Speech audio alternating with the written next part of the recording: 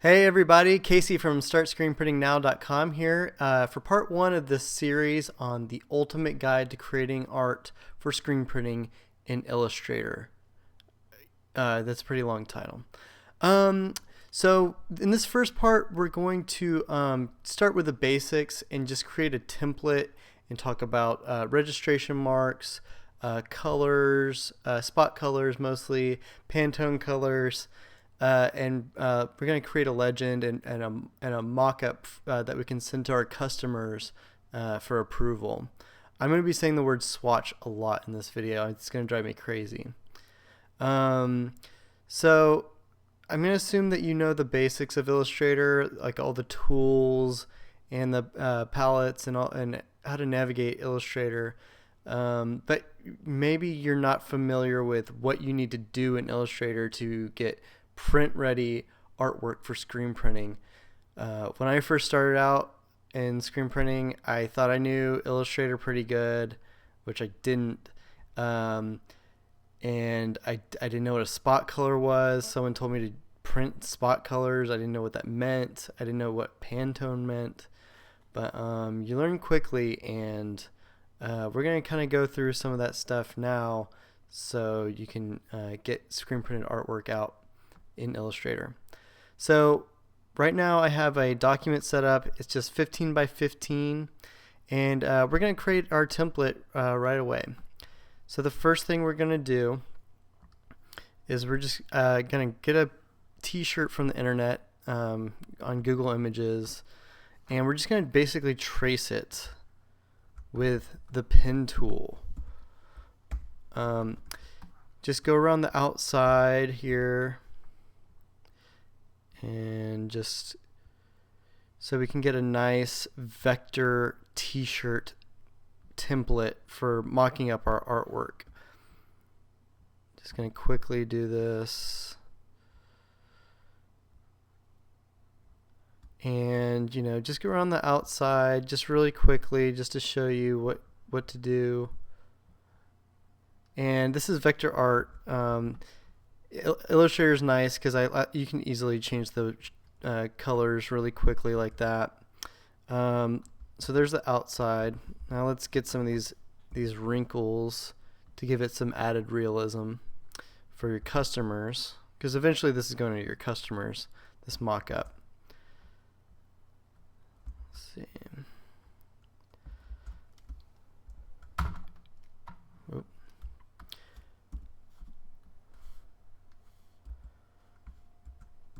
There we go. Now we have a nice little vector t-shirt to work with. Just like Martha Stewart pulling a prepared turkey out of the oven, I've already created a mock-up front and back of a t-shirt ready to go. You spend some time with it, and if you need like a sweatshirt mock-up, just Google sweatshirts and just trace it, pants, skirts, whatever you're going to print on, and just save these templates for later, so you'll always have vector templates. Let me get rid of this terrible shirt. Alright, so we have our little t-shirt mock-up. I can change these colors depending on the print job we're doing. Let's say we're printing on gray shirts, we can change it to gray. We can leave it white. Just change these front and back. I've created long sleeve templates as well. And this whole area is for your customers to see. This is our artboard, and we're going to be creating our artwork here on the side. I'm using Illustrator CS3 because I'm pretty broke, but at the office I have CS6, and you have multiple artboards. In later versions, you can have multiple artboards. One artboard for your mock-up like this. You can have artboard for the front art and for the back art and for the sleeve art. Just multiple artboards, all within the same file. But either way, Illustrator, you have this artboard here, and then you have the whole canvas to create all the artwork out here. And whenever you're done creating it here, you can drag it onto your t-shirt mock-up and just send that to your customer as a PDF. So I also have this little disclaimer on all my proofs, on all my mock-ups. This is just warning the customer to check the spelling, because they're going to be approving this mock-up and they need to look at everything. I also have this key down here that's going to have more information for customers. Product, you can just put t-shirt, and I just made this key with it's just like boxes and lines, and for the first part, product, t-shirt, whatever you're printing on, PO number, this can be whatever your internal numbering system is. Let's say this is number 10,001, just to keep things organized. Location and imprint size. This is important because you want your customer to approve the size. You're going to want to mock up the artwork on the t-shirt about the same size as it would be printed. So you want to be accurate here. Let's say we were doing a left chest imprint 4 inches wide.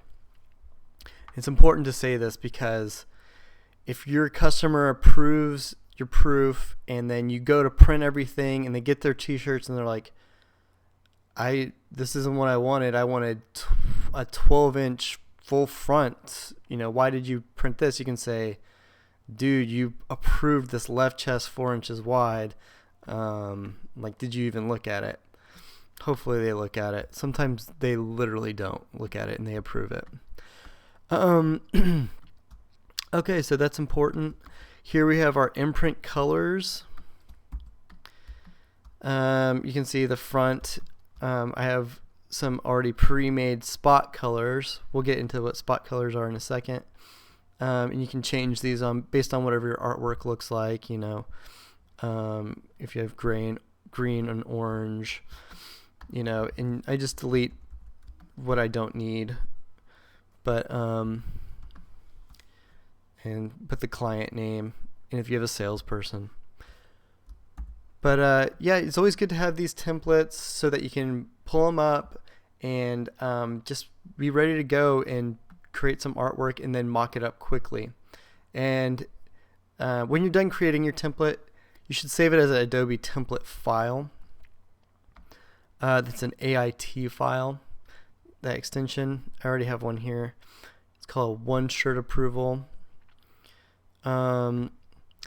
Next, what we're going to do is we're going to create our registration marks for this template. I know I kind of rushed through the t-shirt creation, but really just take your time with the pen tool and trace a t-shirt front and back, and something nice that your customer will like. But let's get into the registration marks, and I always start my registration marks by using a circle, and I'm going to apply this registration swatch to the circle for the stroke. This registration swatch is a special color in Illustrator. Right here it looks like a little rifle crosshair, like you'd look through a scope. It's a special color, and most of your spot colors, when you're creating your artwork and you're printing it out for screen printing, each color is going to be separated and go on a different piece of film, on a different screen, and the one thing that they're all going to have is registration marks, and that registration swatch prints on every single film and eventually ends up on every screen. So I have an example here. You can see some transparency films here. I'll put them against some paper. This is a two-color imprint. As you can see, this is like a sport athletic gold color, and then this is white. But as you can see, the the common denominator here is the registration marks printed in the same place on the two different films. So this color is going to show up on all your films. I've also used it for this legend here. I'm not sure if you can see the legend and the imprint location. Important info needs to be in registration so that it shows up on every film. So let's go back to making this crosshair registration mark. Bump up the weight a little bit. So most print shops, they all have different registration marks they make. Some people use little L brackets. Some people use T. Some people use the crosshairs. I like using the crosshairs. There's really crazy registration marks. And it's just basically, the whole point of it is to be able to line up your artwork, your different colors, so you can get them lined up perfectly so that there will be no gaps between the different colors of the artwork. I'm going to, I have a circle already with the registration swatch applied to the stroke. I'm going to make a line segment also with registration, and I'm going to copy that line segment over, and then I'm going to just group these two lines together, and then I'm going to hit copy and hit paste in front, or Command F, and that's just going to paste those two lines on top of each other. I'm going to rotate them, so as you can see, I'm making a crosshair, and then I'll align those. And there I have a registration mark. I'll group that together. They're all using the registration swatch. And what I always like to do is, when I'm printing my artwork, is I have one registration mark on top of the artwork and one on the bottom. So let's say this box right here is my artwork. I have the registration marks on top and below the artwork. This is my personal preference. I feel like just the two registration marks is enough. But I've worked with print shops where they've requested, they want 3 registration marks, one in each corner, one in the center, and they want that on the top and the bottom. Gosh.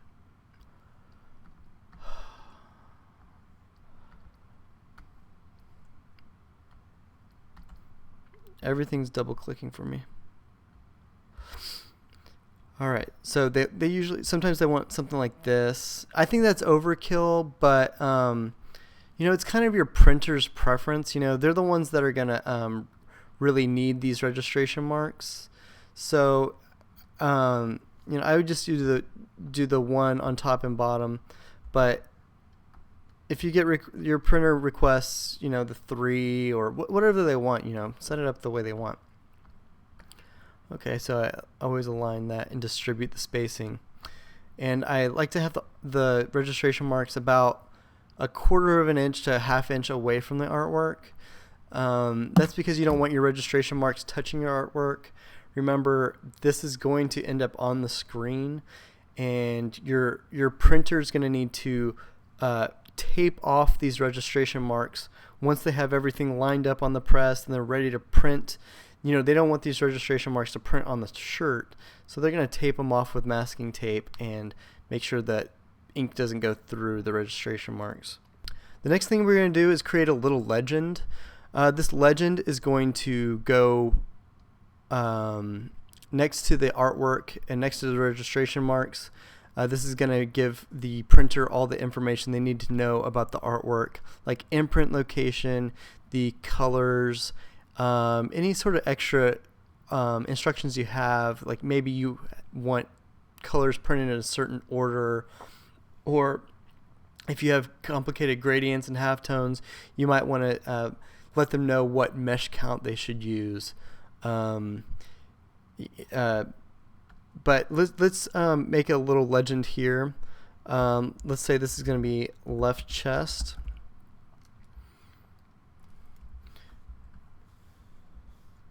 And I always like to, in a text frame, cut the text out, delete the text frame, and then just hit paste. So I have a text frame that I can easily resize just by dragging the handles. Alright, so as you can see, this text right here is using process black. It looks the same as this registration black, but it's not. They're not the same color. They don't have the same swatch applied to them. So this left chest instruction, I want that to appear on every film. So I'm going to apply the registration swatch to it. And then left chest, and then I'm going to have separate colors. So let's get into spot colors right now. As you can see, we've seen a process black. This, before I applied registration, this was process black. You can see it's the K here is at 100%. It's the CMYK. And all these swatches in my palette are different color types. These ones right here without dots next to them, these are process colors. Like if I go to this red here, this red swatch, let me open this up. This is the color type is process. And what that basically is it's using the 4 colors CMYK to create a color. In this case, it's using 100% magenta and 100% yellow to create red. We want to use spot colors in our printing process because when you use a spot color, it's just that one color to create the color on the shirt. It's not mixing CMYK. It's like you've opened up a bucket of red ink, and this is red. It's our spot color. It's going on the shirt. And you can change this by double-clicking the swatches. And we go here to color type, go down to process color, and select spot color. And usually I like to rename my spot colors. I usually make them capitalized, and maybe I'll make them really obnoxiously apparent that I've created a spot color. So I'm going to call this red and say OK. And when you have a spot color in the swatches panel, I'll make this a little bigger, large thumbnail.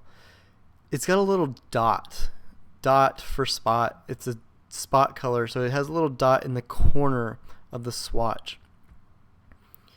And we're gonna mostly use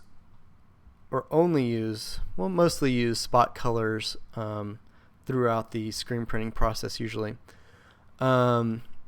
So next we're going to want to show what color to print, and I'm using a spot cyan right here, spot process cyan. As you can see, it's this swatch right here. It's got a dot next to it. So I'm going to label this color.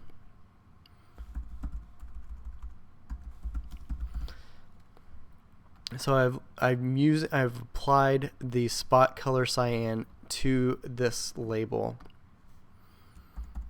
and that just makes it so that if we have multiple colors in our artwork, if this was our artwork, we wanted to make a red circle, then we would add a red spot color to our legend. So now we have two color artwork using 2 spot colors, the cyan and this red.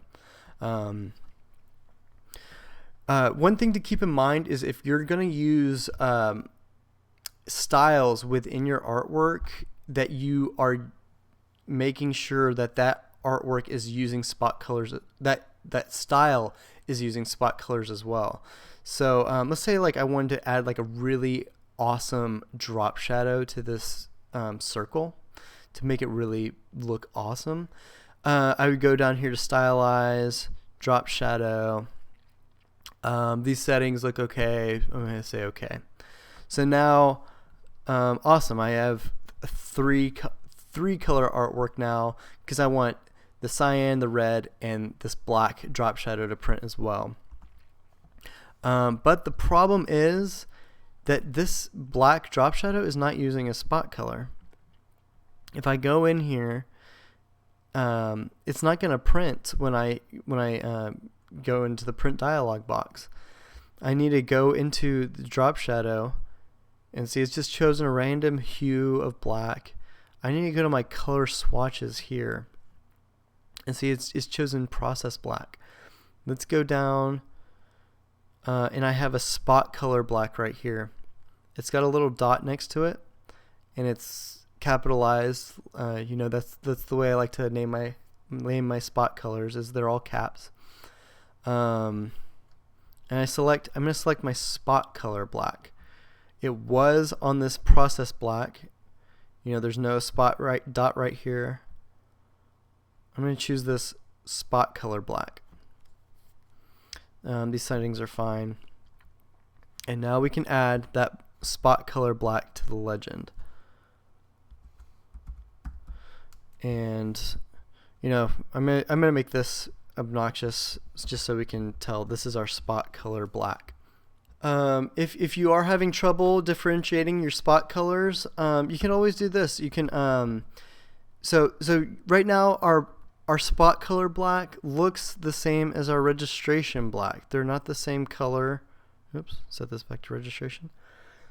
They're not the same color, but they look the same on our screen. You know, we got registration and we have black, and they look the same. So you can always go in here and double click, and you can drag these sliders around and you can make it like a little like dark olive if you want, so you can kind of differentiate it. I'm not sure if you can see the differences, but on my screen this is like a dark, like almost olive army green.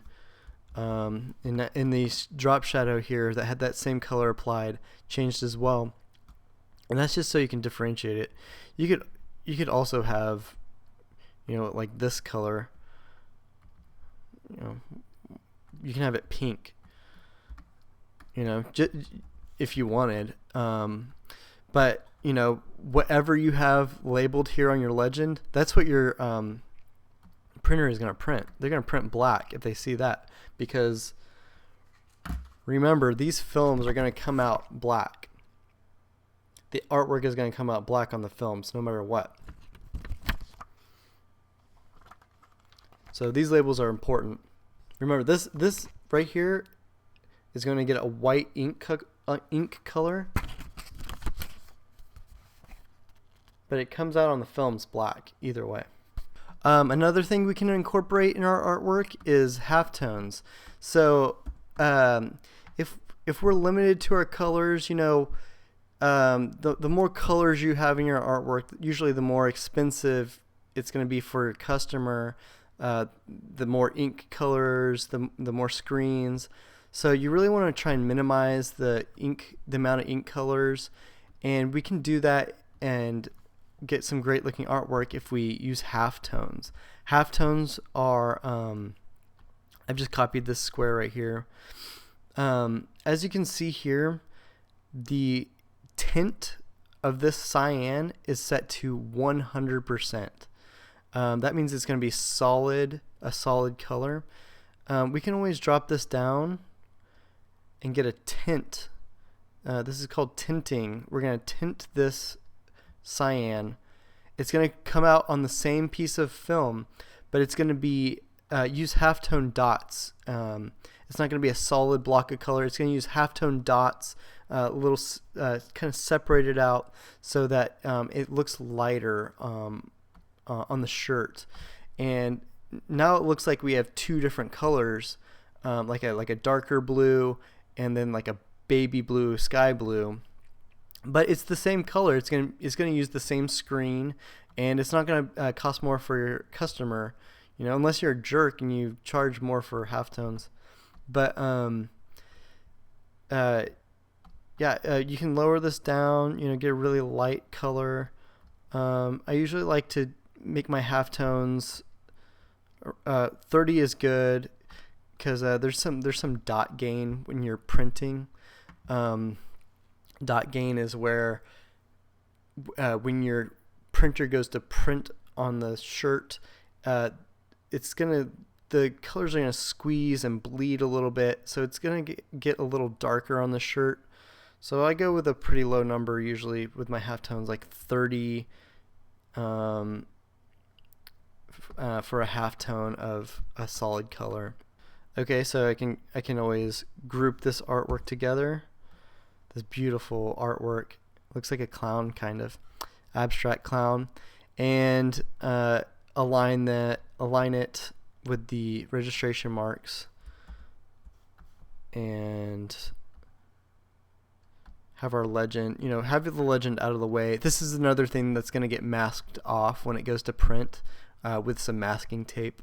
So you don't want it to overlap your artwork in any way, but you want to have it far enough away so that they have enough room to mask it off. But here's our artwork, and we can put it on a t-shirt mock-up, ready to send to our customer. Look how awesome their artwork looks. They'll approve this right away.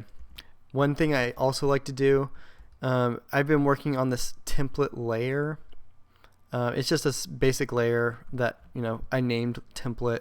I like to have my template layer colored red, so I know not to put any artwork on there. It kind of warns me if there's red outlines around my artwork. Oh, I'm on the wrong layer. I need to put it on my artwork layer. I'll create another layer here. Say artwork. I'll color it green.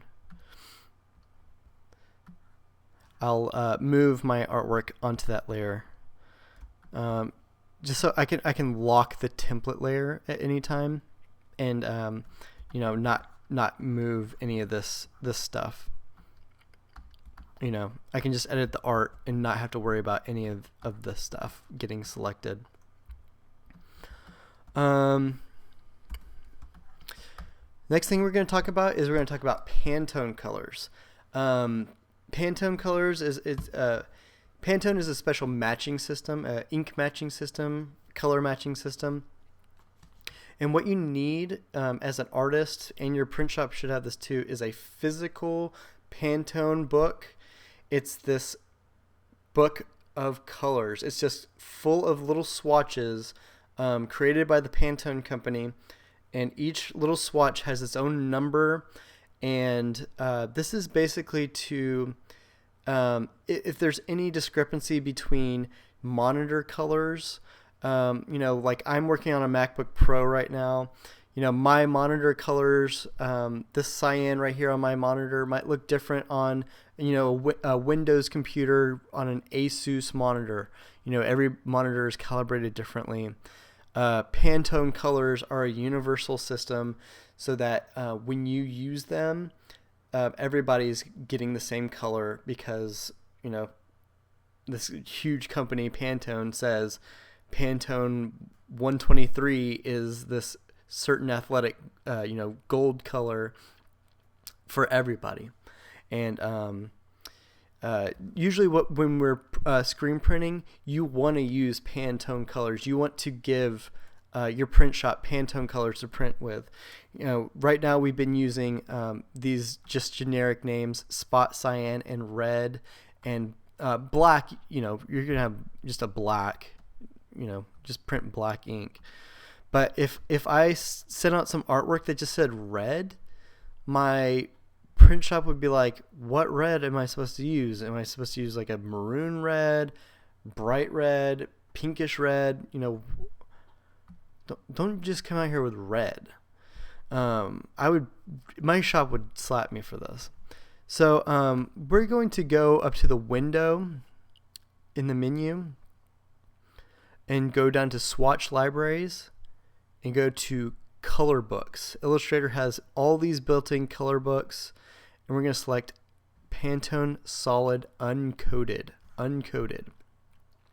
Coated colors would be like magazine glossiness, but uncoated colors are kind of like our screen printed matte colors.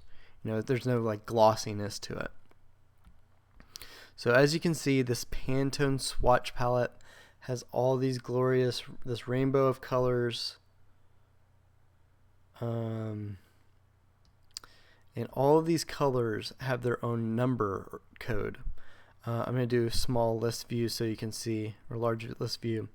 And as you can see, each of these colors has a name. Pantone yellow, that's a specific color.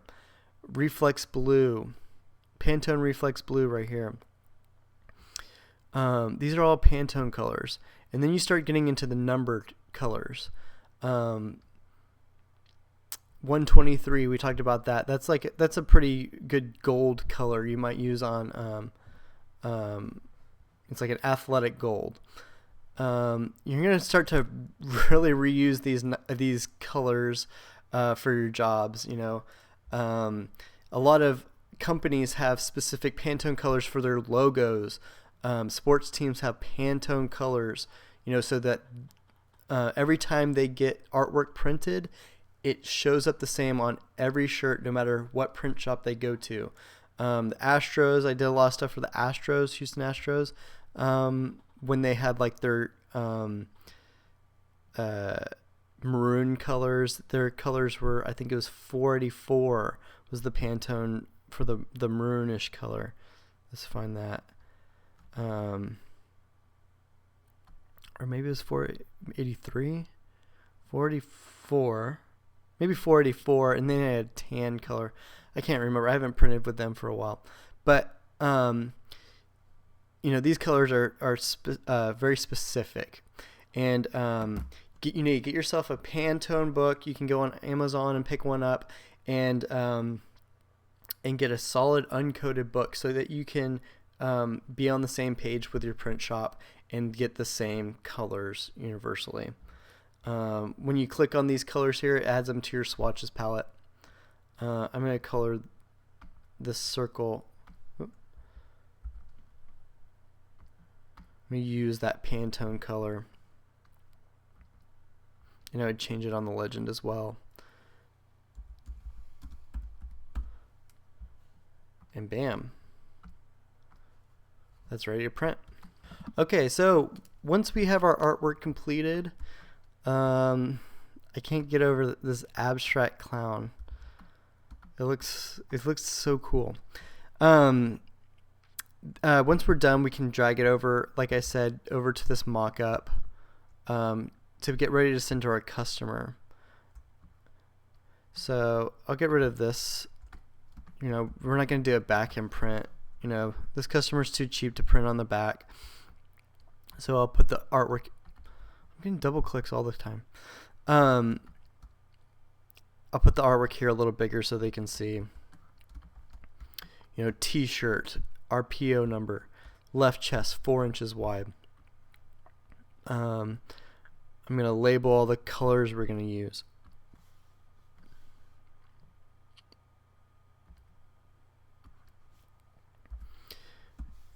We're going to be using cyan, Pantone 484. Was it 484? 43?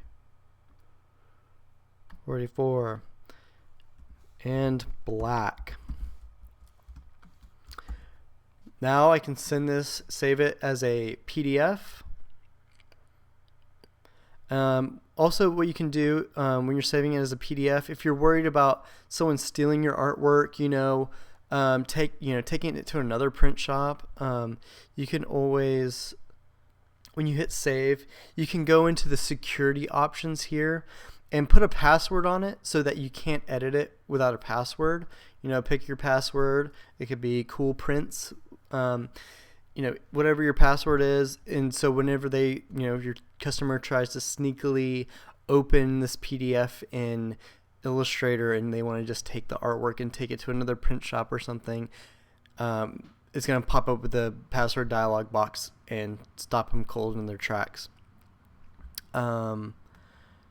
But I do like sending a PDF of the mock-up, because the customer can, it's going to be vector artwork as well in a PDF. And when they're viewing it in Acrobat or Reader or whatever program they're going to be using, they can zoom in on this artwork as much as they want and just get right up to it, check out all the little details. If there's little words in there, they can proofread each little word and make sure what they're approving is what they're going to get. So that's the benefit of saving a mock-up and sending a PDF to your customer. Once you're ready to print, you can go back into the Illustrator file, and I just move all this junk out of the way. Like I said, I'm using CS3, so I have just the one artboard, so I have to make do with that. And then I'm going to drag my artwork over here. I want to make sure I size my art correctly. I said I was going to print this at 4 inches wide, so I better make darn sure it's 4 inches wide. These registration marks are a little big for this artwork, and so is this legend, but it's just for viewing purposes. So now we're ready to print this, and I like to make my canvas size or my artboard size about the same size as the art. Give it a little leeway. 6.5 by 5.75. And now I'll hit print, send this to my RIP software, and be ready to go. Alright guys, and that concludes part 1 of this ultimate guide for screen printing artwork in Illustrator. What is it? The ultimate guide for using Illustrator for screen printing. I have it written down here. That concludes part 1. We'll have more parts. Next part, look out for that. And as always, subscribe and go to startscreenprintingnow.com for more information. Thanks, and see you again.